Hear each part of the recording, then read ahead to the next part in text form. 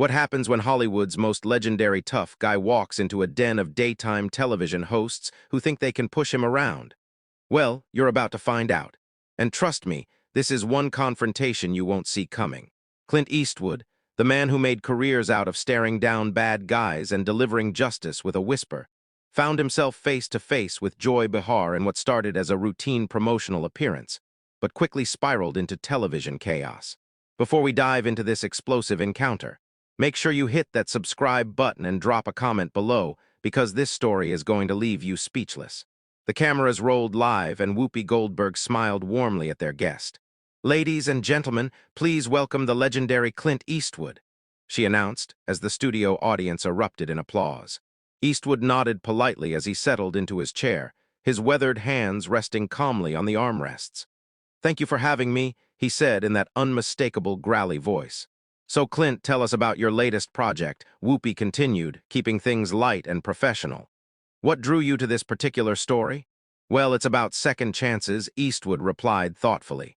"Sometimes people deserve another shot at redemption, even when society has written them off." Sarah Haynes leaned forward with genuine interest. "That's such a beautiful theme. How do you choose which stories to tell at this stage in your incredible career?" "I look for truth," Eastwood answered simply. "Stories that say something real about the human condition. Hollywood's got enough fantasy." The conversation flowed naturally for several minutes, with Eastwood sharing insights about his directing process and working with actors. The studio audience was clearly captivated by his presence and wisdom. But Joy Behar had been unusually quiet, sitting back in her chair with a knowing smile. She had been waiting for her moment, and now she saw it. "Clint, can I ask you something?" Joy interjected, her tone shifting noticeably. "You talk about truth and redemption, but don't you think some of your past comments about certain political figures might contradict that message?" The temperature in the studio seemed to drop several degrees. Whoopi shot Joy a warning glance, but it was too late. Eastwood's eyes narrowed slightly as he turned to face Joy directly. "Which comments would those be, Joy?" "Oh, you know," Joy said with false sweetness. "Your support for politicians who shall remain nameless, but who have made some pretty questionable statements about women and minorities." "I don't recall making any statements that disparaged women or minorities," Eastwood replied evenly, his voice carrying that familiar steel edge that movie audiences knew well. But by association, Joy pressed on, clearly enjoying herself. "Don't you think your political endorsements send a message?" The other hosts exchanged uncomfortable glances. This wasn't the direction anyone had planned for the interview to go. Eastwood leaned back in his chair and fixed Joy with a stare that could have frozen water. "Young lady, I've been in this business since before you were born. I've worked with people of every background, every political persuasion, and I judge them by their character, not their party affiliation." "Young lady," Joy's voice rose an octave. "Excuse me, but I think I have every right to ask tough questions of my guests. And I have every right not to answer gotcha questions from someone who's more interested in creating controversy than having a conversation." Eastwood shot back, his calm demeanor never wavering despite the edge in his voice. Joy's face flushed red. "Gotcha questions? I'm asking about your public statements, Clint. That's called journalism. Is that what we're calling it now?" Eastwood replied with a slight chuckle that somehow made the insult even more cutting. "In my day, journalism involved research and facts, not fishing expeditions." Whoopi tried to intervene. "Let's maybe get back to talking about your film, Clint," but Joy wasn't backing down. "No, I think this is important. You can't just come on television and expect softball questions when you've made controversial political statements," such as Eastwood's voice remained steady. But his eyes had that dangerous glint that anyone who'd watched his movies would recognize. "Well, there was that whole empty chair thing," Joy said smugly, referring to a political convention appearance from years earlier. "You mean when I used a creative metaphor to make a point about political accountability?" Eastwood replied. "Yeah, I remember that. What about it? Don't you think it was a little, I don't know, unhinged?" Joy pressed, clearly thinking she had found her angle. The studio audience was dead silent now. Even the crew members had stopped moving, sensing that something significant was happening. Eastwood leaned forward slightly, his voice dropping to that whisper-quiet tone that was somehow more intimidating than shouting.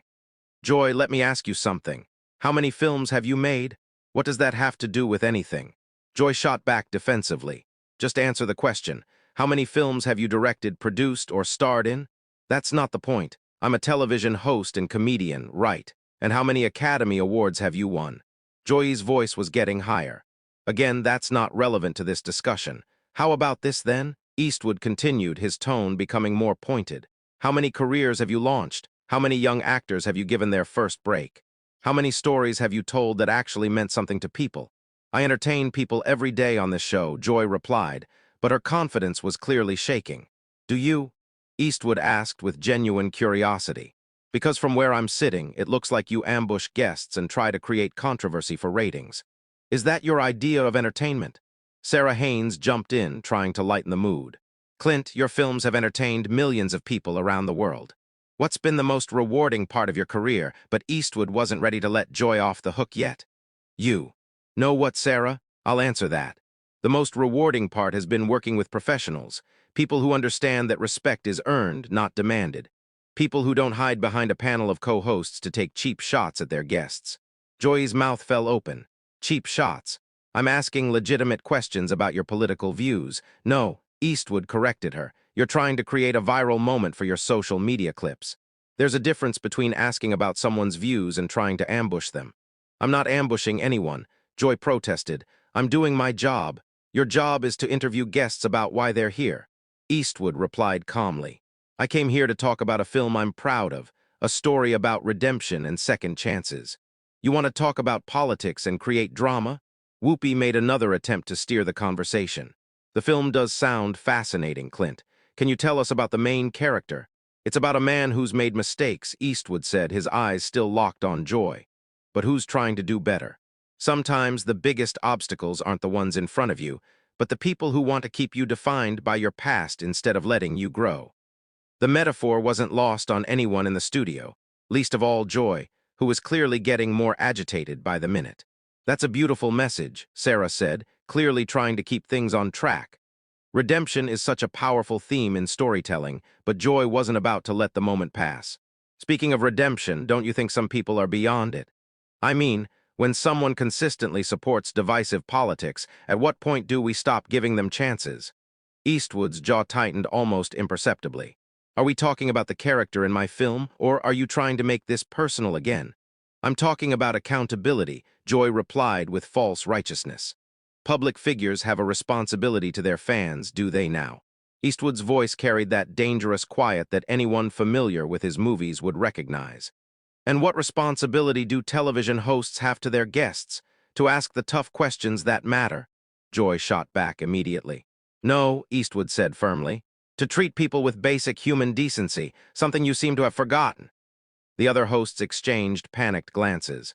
Whoopi was frantically trying to signal the producers, but Joy was too caught up in what she thought was her moment of triumph. Human decency? Joy laughed harshly.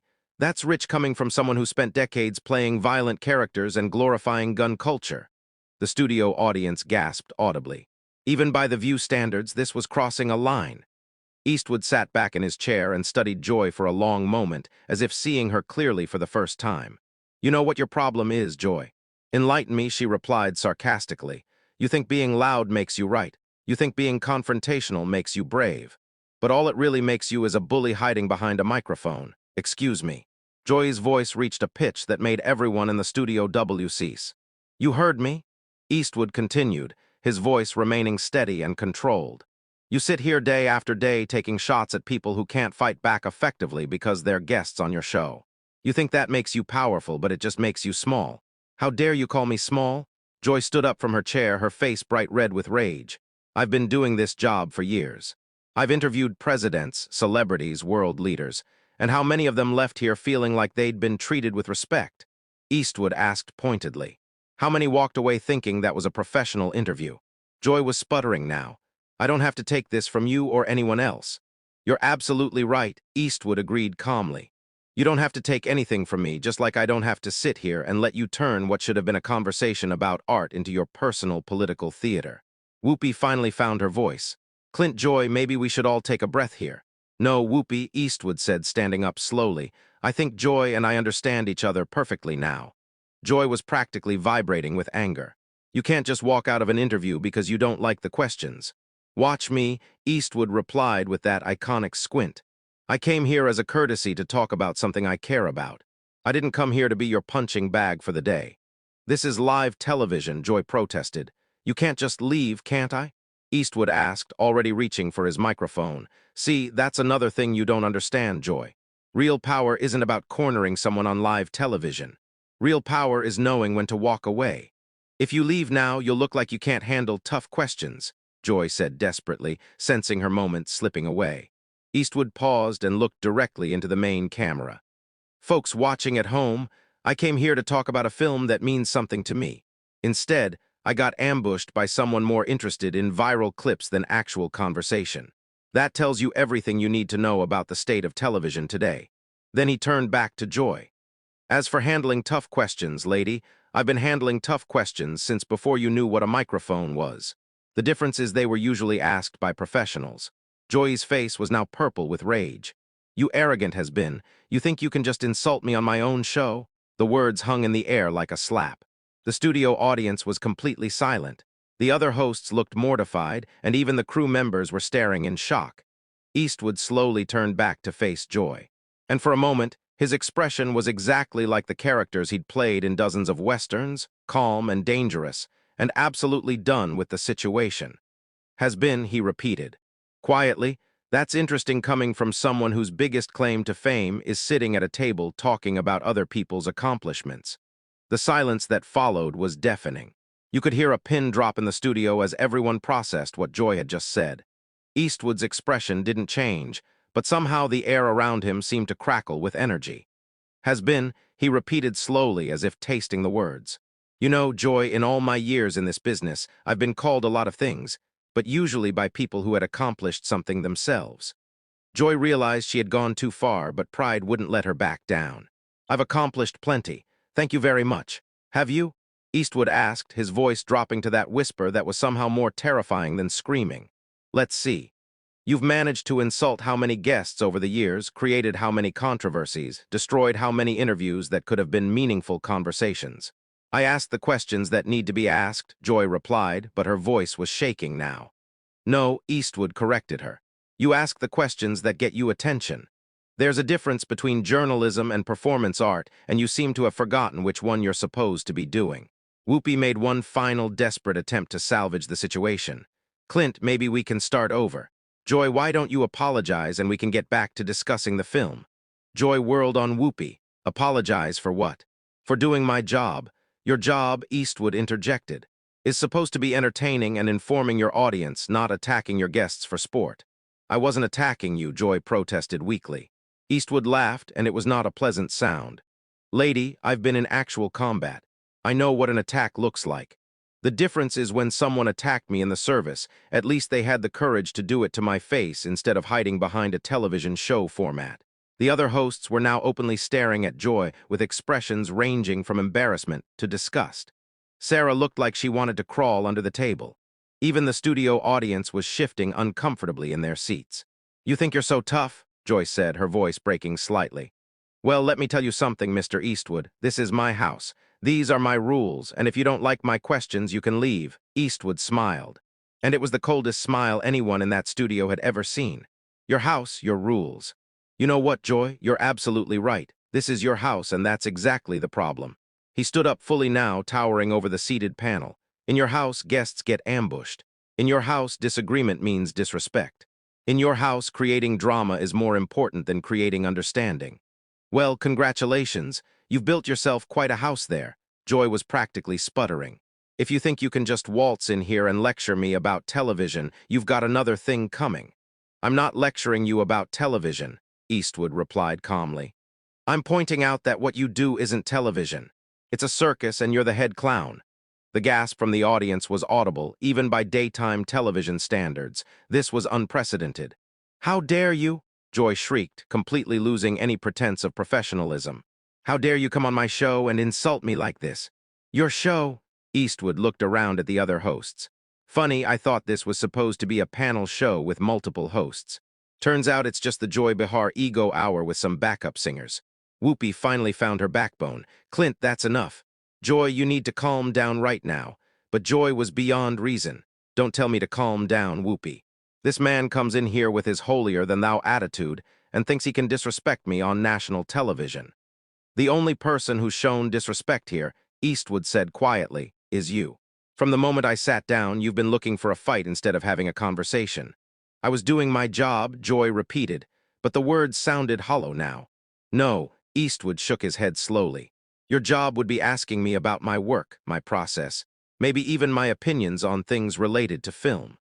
Your job would be making your audience feel like they learned something or were entertained by something worthwhile. He gestured toward the cameras. Instead, you've spent the last 20 minutes trying to embarrass a guest who came here in good faith, and you've succeeded in embarrassing yourself and your show instead. Joy looked around desperately for support but found none. The other hosts were studiously avoiding her gaze. The audience was clearly on Eastwood's side, and even the crew members were shaking their heads. Fine, she said finally, her voice cracking. If you don't want to answer real questions, then maybe you shouldn't be doing interviews. Eastwood was already removing his microphone, but he paused at those words. Real questions. You want to know what a real question sounds like, Joy? He looked directly into the main camera again. A real question would be, what drives you to keep making films at your age? A real question would be, what advice would you give to young filmmakers? A real question would be, what story are you most proud of telling? Then he turned back to Joy. But those questions require you to actually care about the answers, and we both know you don't. The studio was so quiet you could hear the camera operators breathing. Joy looked like she wanted to say something else, but for once in her career she seemed to be at a loss for words. You know what the saddest part of all this is? Eastwood continued, his voice almost gentle now. You had a chance to have a real conversation with someone who's lived through decades of American cinema history. Instead, you chose to play go-to games. Like an amateur blogger looking for clicks. He finished removing his microphone and set it carefully on the table. That's not just a waste of your time and mine, it's a waste of your audience's time. They deserve better than this performance you've been putting on. Joy finally found her voice again, but it came out as a screech. Don't you dare lecture me about what my audience deserves. I've been connecting with viewers for decades. Have you? Eastwood asked as he straightened his jacket. Or have you just been yelling at them for decades? Because there's a difference between connecting with people and just making noise. The producers were frantically signaling from behind the cameras, clearly trying to figure out how to handle this unprecedented situation. This was live television, and their biggest guest was walking out after completely dismantling one of their hosts. Security, Joy called out desperately. Get security? Eastwood laughed genuinely for the first time since the interview began. Security, what are they going to do? Joy, arrest me for hurting your feelings. He looked around the studio one more time, taking in the stunned faces of everyone present. You know, I've been in this business for over 60 years. I've worked with the best directors, the finest actors, the most professional crews in the world, and in all that time, I've never encountered anyone quite like you. Is that supposed to be a compliment? Joy asked sarcastically, trying desperately to regain some control of the situation. Take it however you want, Eastwood replied. But just remember, when people talk about this interview tomorrow, they're not going to be talking about your tough questions or your journalistic integrity. They're going to be talking about how you completely lost your composure and embarrassed yourself on live television. With that devastating final blow, Clint Eastwood walked calmly toward the studio exit, leaving behind a panel of stunned hosts, a shocked audience, and one completely humiliated Joy Behar, who was still trying to figure out how she had lost control so completely. As the studio doors closed behind him, the cameras captured Joy's face red with rage and embarrassment while the other hosts sat in stunned silence, knowing they had just witnessed television history, but not the kind anyone would want to be remembered for. So there you have it, folks. What started as a routine promotional interview turned into one of the most explosive confrontations in daytime television history. Clint Eastwood proved that even in his nines, he's still the fastest draw in Hollywood. Except this time his weapon was words, not bullets. Make sure to subscribe for more incredible stories like this one. And let me know in the comments, do you think Joy Behar finally met her match?